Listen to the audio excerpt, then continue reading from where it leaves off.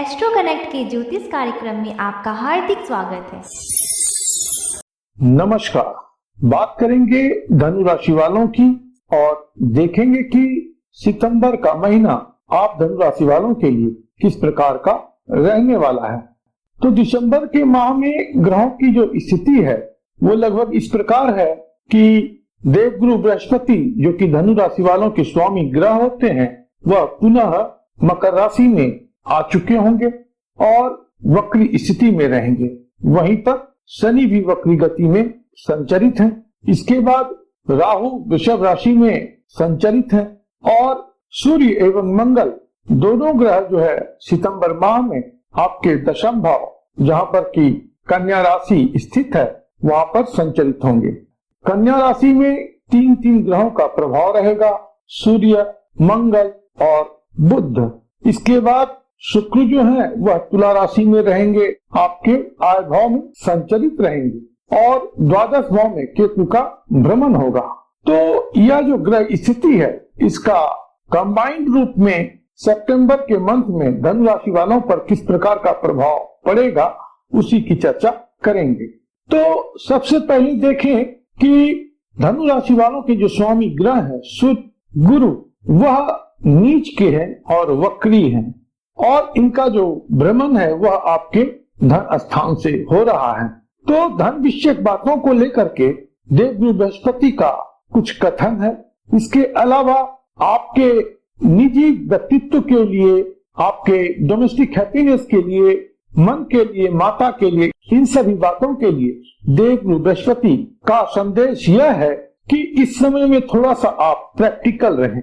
अगर आपका व्यक्तित्व या आपका विचार या ओरिएंटेशन ग्राउंड पे है, धरातल पर है और प्रैक्टिकल अप्रोच के आधार पर है तो बहुत अच्छी बात रहेगी, क्योंकि देवगुरु बृहस्पति यहाँ से लौट करके यहाँ पर आए हैं पुनः और वक्री हैं। तो फाइनेंशियल मैटर में आपको थोड़ा सा रिव्यू करना पड़ेगा, वहां पर थोड़ा पैशेंस से आपको काम करना पड़ेगा। इसके अलावा यह स्थान जो है कुटुंब का भी है, तो कुटुंब विषयक बातों में भी अभी आपका ध्यान जाएगा और वहां पर आपकी कुछ रिस्पॉन्सिबिलिटी हो सकती है। तो यह देखें कि किस प्रकार की रिस्पॉन्सिबिलिटी है उसको आप डिस्चार्ज करें, तभी जाकर के यहाँ पर देवगुरु बृहस्पति का बेहतर फल मिलेगा। चूंकि यह वाणी का भी भाव है इसलिए गुरु तुल्य आपकी वाणी होनी चाहिए। गुरु के जैसा आप बोले, गंभीरता आपकी वाणी में हो, प्रिय बोले, मधुर बोले, तो यह भी आपके व्यक्तित्व के लिए अच्छी बात रहेगी। यहाँ से देवगुरु बृहस्पति की दृष्टि जो है राहु पर पड़ेगी, षष्ठ भाव पर पड़ेगी। तो कामकाज विषयक बातों में कहीं न कहीं सुधार की स्थिति रहेगी और इसका प्रतिफल यह भी होगा कि जो शत्रु हैं वह शांत होंगे, उनके साथ समझौता होगा और लाइफ में अगर रेजिस्टेंस है तो उन बातों में भी कमी आएगी और कुछ सुधार भी आएगा। देवगुरु बृहस्पति की दृष्टि अष्टम भाव पर है और यह वक्री बृहस्पति की दृष्टि है। तो पेरेंटल प्रॉपर्टी को लेकर के या आपके लीगेसी को लेकर के, विरासत को लेकर के कुछ बातें आ सकती हैं इस समय खंड में। तो वहां पर आपका इस समय में ध्यान जा सकता है और उसका निपटारा भी होगा। विरासत से, पैतृक संपत्ति से लाभ की भी स्थिति होगी, लेकिन कुछ उसमें व्यतिक्रम रहेगा, कुछ डिले फैक्टर आ सकता है। इसके बाद देवगुरु बृहस्पति की दृष्टि दशम भाव पर भी रहेगी। दशम भाव इस माह में बहुत ही हाईली चार्ज रहेगा क्योंकि तीन तीन ग्रहों का प्रभाव है। सबसे बेहतरीन बात यह है कि सूर्य और मंगल का प्रभाव दशम भाव पर है और साथ ही बुध भी वहीं पर रहेंगे। बुध जो है वह दशमेश है, आपके प्रोफेशन हाउस के लॉर्ड हैं। तो बृहस्पति की शुभता इन तीनों ग्रहों पर रहेगी और साथ ही इस दशम भाव पर भी रहेगी। तो अति सुंदर स्थिति बनती है कामकाज के लिए, कैरियर के लिए, प्रमोशन के लिए, जॉब चेंज के लिए, रेपुटेशन, पावर, पोस्ट और कोई महत्वपूर्ण काम इस समय संपादित हो, इसकी बहुत अच्छी संभावना इस समय में रहती है। यह जो तीनों भाव है, द्वितीय भाव, षष्ठ भाव और दशम भाव, इन तीनों भावों को अर्थ त्रिकोण बोलते हैं। इन तीनों भावों को मिलाए तो त्रिकोण की स्थिति बनती है इसको बोलते हैं मैटेरियलिस्टिक ट्रिप्लिसिटी। देखें तो सितंबर के माह में इन तीनों भावों में ग्रहों की स्थिति है। इसका मतलब क्या है कि आर्थिक रूप में यह माह जो है सो बड़ा प्रॉमिसिंग लगता है। इस माह में आपके फाइनेंस में, आपके अर्निंग्स में, आपके एक्विजिशन में, आपके वेल्थ में अवश्य में संभावित है, क्योंकि दशम भाव भी बहुत सुंदर स्थिति में है कि दशम भाव के स्वामी साथ में है, नवम भाव के स्वामी सूर्य यहाँ पर है। तो यह एक बहुत सुंदर राजयोग की स्थिति हुई और सूर्य एवं बुध साथ में है, तो यह भी बुध आदित्य योग का निर्माण करते हैं। सूर्य और मंगल एक बड़ा ही पराक्रमी योग है, जिसमें कि राजा और सेनापति का कॉम्बिनेशन है। जब राजा भी पराक्रमी हो, सेनापति भी पराक्रमी हो, तो इस समय स्वाभाविक है कि व्यक्ति का पराक्रम बढ़ जाएगा और वह जो चीज अचीव करना चाहेगा उसे अचीव कर लेगा। तो अचीवमेंट भी इस मंथ में प्रॉमिस्ड है। सिर्फ जरूरत इस बात की है कि आप अपने आप को फोकस करके रखें। हालांकि धनु राशि वाले फोकस्ड होते ही हैं, बाय डिफॉल्ट या बाय बर्थ कहें, उनमें यह गोल चेंज करने की प्रवृत्ति होती है। तो आप अपने लक्ष्य को साधें। इस समय में आपका लक्ष्य सध सकता है। और इससे भी एक अच्छी बात क्या है कि शुक्र जो कि आपके इच्छा पूर्ति भाव के स्वामी ग्रह हैं, वह इच्छा पूर्ति भाव में ही अपनी मूल त्रिकोण राशि में संचरित है। तो यह भी अति सुंदर स्थिति है कि लाभ भाव के स्वामी का संचार निश्चितता यह जो है सो आपके इनकम को बढ़ाने वाला है, आपके इनकम के नए आयाम को खोलने वाला है। और धन भाव के जो स्वामी ग्रह हैं शनि, उनकी भी दृष्टि यहाँ पर शुक्र पर रहेगी। तो शनि की दृष्टि अर्थात धनेश की दृष्टि आयस पर पड़ रही है, आय भाव में पड़ रही है। तो इसका मतलब यह है कि इस समय में आपके धन और आय में वृद्धि होगी।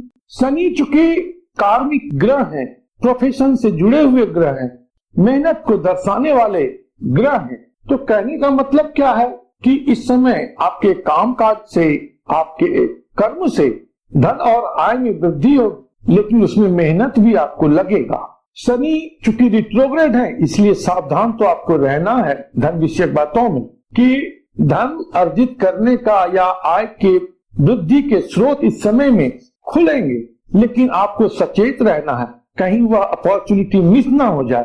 तो अपॉर्चुनिटी तो इस माह में अच्छी है, चाहे वह काम काज को लेकर के हो या बिजनेस को लेकर के हो या वेल्थ बिल्डिंग को लेकर के हो, इन्वेस्टमेंट को लेकर के हो, हर विधि से बेहतरीन स्थिति है। लेकिन इस अपॉर्चुनिटी को आप ग्रैब करें और अपनी मति बुद्धि से उसका सदुपयोग करें, तभी आपको सक्सेस प्राप्त होगी। सक्सेस प्राप्त करने के लिए जो भी चीज चाहिए ग्रही दृष्टिकोण से, वह आपको इस माह में उपलब्ध है। पंचम भाव का स्वामी मंगल हालांकि कपवश है, लेकिन उतना दोषपूर्ण स्थिति में नहीं है, वह सूर्य के साथ में है। तो इस समय जो डिसीजन मेकिंग पावर आपका है वह बेहतरीन स्थिति में रहेगा। ज्ञान की जो स्थिति है वह भी अच्छी है, और खास करके प्रैक्टिकल नॉलेज जो है या जॉब ओरिएंटेड जो बात है उसको लेकर के जो ज्ञान की स्थिति है या उसको लेकर के जो डिसीजन लेने वाली बात है, उसमें बहुत ही अच्छी स्थिति आपको यहाँ पे प्राप्त होगी, क्योंकि सूर्य और मंगल दशम भाव में है और पृथ्वी तत्व राशि कन्या राशि में है।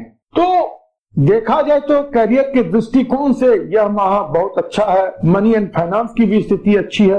अपॉर्चुनिटी भी आपको इस माह में बेहतर मिल रहा है। कॉपरेशन और सपोर्ट की जहां तक बात है तो मित्र से इस समय में आपको सपोर्ट मिलेगा। फीमेल फ्रेंड्स आपके लिए अधिक सहायक रहेंगे। हालांकि आपके जो सीनियर्स हैं, बॉस है, चाहे वह मेल हो या फीमेल, उनका आपके प्रति सकारात्मक रवैया रहेगा, सपोर्टिव रहेंगे। पिता के साथ इस समय में बेहतरीन स्थिति आप बना करके रखें, उनका मान सम्मान करें, सेवा करें, तो बहुत सुंदर बात रहेगी। क्योंकि पिता भाव के स्वामी है सूर्य, और सूर्य उच्चतम बिंदु पर है। कहने का मतलब दशम भाव जो है तो शिखर बिंदु है, वहां पर सूर्य दैदीप्यमान है इस माह में। तो पिता का जितना सम्मान करेंगे, जितना सेवा करेंगे, गुरु का जितना आशीर्वाद लेंगे, उतना ही यह ग्रह आपको बेहतर परिणाम देगा। इस समय में सूर्यदेव का पूजन करना बहुत ही अच्छी बात रहेगी, और यह आपके कामकाज में, आपके फाइनेंशियल मैटर में और भाग्य की स्थिति को बदलने में काफी सहायक रहेंगे। जहां तक लव और रिलेशनशिप की बात है तो इस फ्रंट पर भी अच्छी स्थिति बनी हुई है, लेकिन चूंकि पंचम भाव के स्वामी मंगल सूर्य के साथ में है और दसम भाव में है, तो इस समय में आपको थोड़ा सा अपने प्रिय व्यक्ति के साथ में पोलाइट वे में बात करना चाहिए, थोड़ा सॉफ्ट वे में बात करना चाहिए, क्योंकि ये दोनों ग्रह जो हैं, सूर्य और मंगल गर्म ग्रह हैं, इन दोनों का कॉम्बिनेशन टेम्परामेंट को बढ़ाता है, क्योंकि मन के भाव पर दोनों की दृष्टि है और मंगल जो है उनकी अष्टम दृष्टि आपके पंचम भाव पर भी है, जो कि लव एंड रोमांस का है। तो लड़ाई झगड़े की स्थिति हो सकती है, थोड़ा सा हॉट आर्ग्यूमेंट हो सकता है, इन सब चीजों से आपको बचना है। मैरिटल लाइफ में भी लगभग यही बात है। मैरिज के पॉइंट ऑफ व्यू से लगभग ठीक ठाक स्थिति है। चिल्ड्रन को लेकर के सुंदर स्थिति बनी हुई है और आने वाले महीने में और बेहतरीन स्थिति होगी, क्योंकि शुभ ग्रह शुक्र का यहाँ पर प्रभाव है, इसलिए अल्टीमेटली लव एंड रिलेशनशिप के लिए या चिल्ड्रन के एस्पेक्ट के लिए अच्छी बात रहेगी। बस थोड़ा सा सावधान आपको यही रहना है कि इन लोगों के साथ जो अपना आप बिहेव करें वह थोड़ा सा सॉफ्ट बिहेवियर हो, उनके लिए आप केयरिंग रहें, तो कोई विशेष चिंता की बात नहीं रहेगी। फादर के लिए यह समय बढ़िया है, उनके स्वास्थ्य में कोई विशेष परेशानी नहीं होगी, लेकिन अगर उम्र के हिसाब से बीपी वगैरह का या आंखों में किसी प्रकार की समस्या है तो थोड़ा सा उस मामले में कुछ चिंता आ सकती है, कुछ आप छोटी मोटी परेशानी महसूस कर सकते हैं। उनका ट्रीटमेंट कराएं, मेडिकल ओपिनियन लें तो कोई विशेष परेशानी नहीं होगी। मदर के एस्पेक्ट को लेकर के थोड़ा कंसर्न रहता है, थोड़ा सा अधिक, लेकिन बहुत अधिक परेशानी वाली बात नहीं है। कोबॉर्न को लेकर के भी लगभग स्थिति ठीक है, लेकिन कुछ रिस्पॉन्सिबिलिटी आपकी हो सकती है छोटे भाई बहन के लिए, तो उनको अगर आर्थिक रूप में सहयोग करना पड़ सकता है और आप सहयोग करने की स्थिति में है तो अवश्य ही करें। रेमेडियल मेजर के तौर पे सबसे बढ़िया बात यही है कि आप सूर्यदेव का पूजन करें, नित्य प्रति जल का अर्घ्य दें और गायत्री मंत्र का या सूर्यदेव के किसी भी मंत्र का आप उच्चारण करें। 11 बार करें, 21 बार करें, 108 बार करें, जिस तरह से आपको समय मिलता है, जितनी सुविधा है उसके हिसाब से करें, अच्छी बात रहेगी। सूर्योदय काल में यदि आप टहलने निकलते हैं, सूर्य की किरणें आपके शरीर पर पड़ती हैं, तो यह भी एक कहीं कहीं सन के एलिमेंट को आपके अंदर बूस्टअप करेगा, चार्ज अप करेगा और स्वास्थ्य विषय बातों के लिए बेहतरीन बात रहेगी। विष्णु भगवान का भी पूजन करना इस माह में बहुत ही हितकारी रहेगा, कहीं न कहीं आपके हित को या लक्ष्य को साधने में मददगार रहेगा और गेम को मैक्सिमाइज करेगा। तो लक्ष्मी नारायण के मंदिर में जाना या विष्णु भगवान का पूजन करना, ये सभी बातें इस समय में अच्छी रहेंगी। स्पिरिचुअल परस्यूट में यदि आप आगे बढ़ते हैं तो उसके लिए भी बहुत अच्छा यह समय है।